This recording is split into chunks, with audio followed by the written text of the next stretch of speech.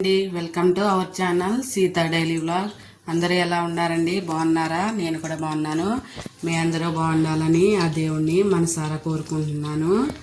ఈరోజు నేను స్వీట్ రాగి జావ చేస్తున్నానండి. ఫస్ట్ స్టవ్ వెలిగించి ఒక గిన్నె పెట్టి దాంట్లో ఒక 1 లీటరు నీళ్ళు పోసుకుందాం. రాగి జావ చాలా చలవ చేస్తుందండి. ఒక 1/2 లీటర్ పోసుకుంటున్నాను నేను నీళ్ళు. అవి నీళ్ళు వేడవనిద్దాం. అయ్యేలోపు ఇప్పుడు రాగి పిండి నేను ఈ కప్పు తీసుకున్నానండి. ఇప్పుడు దీన్ని ఒక గిన్నెలో వేసుకొని దీంట్లో ఒక గ్లాసు నీళ్లు పోసుకొని ఈ రాగి పిండిని ఉండలు లేకుండా కలుపుకుందాం.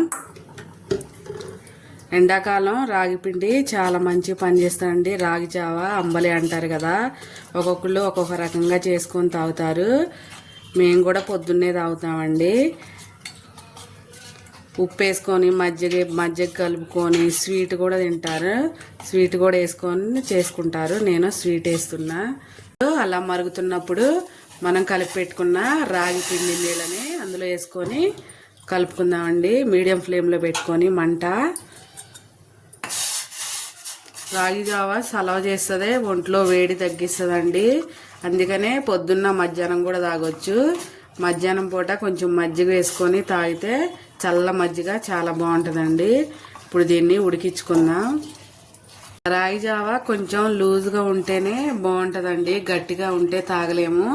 మీరు లూజ్ కావాలంటే లూజ్గా తాగండి, లేదు కొంచెం గట్టిగా కావాలనుకుంటే గట్టిగా చేసుకోండి. ఇంకొంచెం ఉడికించుకుందాం. ఇలా రాగి జావని నేను పాలేసి కలుపుతానండి. మధ్యాహ్నం అయితే మజ్జిగ వేసి కలుపుతా, పొద్దున్నే అయితే పాలు కలుపుతాను. ఇప్పుడు పాలు కలిపి కొంచెం స్వీట్ వేస్తున్నా. ఇంకొంచెం ఉడికిద్దాం. రాగి జావని మంచిగా ఉడికియాలండి, లేకపోతే ఉడికిన తర్వాత ఆరిపోయాక కొంచెం నీళ్ళలాగా పైన తేలుతుంది.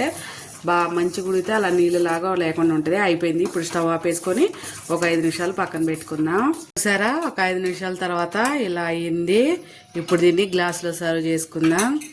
రాగి జావ నిజంగా ఎండ దెబ్బ కొట్టనేదండి ఎండాకాలంలో. అందుకని అక్కడక్కడ రాగి అంబలి ఇస్తూ ఉంటారు ఫ్రీగా.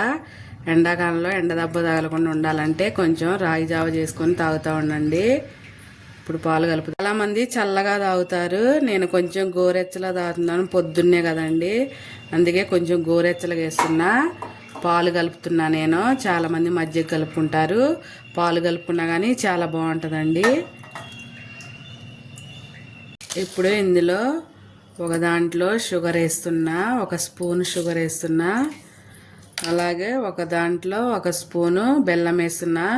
బెల్లం ఐరన్ కదండి, రాగి జావ చాలా బలాన్ని ఇస్తుంది. ఐరన్ రెండు కలిపితే చాలా బాగుంటుంది. అలాగే ఒక దాంట్లోనేమో ఉప్పు వేస్తున్నా. అందరూ ఒకలాగా తాగరు కదా, ఒక్కొక్కళ్ళు ఒకలాగా తాగుతారు కదా, అందుకనే 3 స్వీట్ బెల్లం వేసింది చాలా బాగుంటుంది.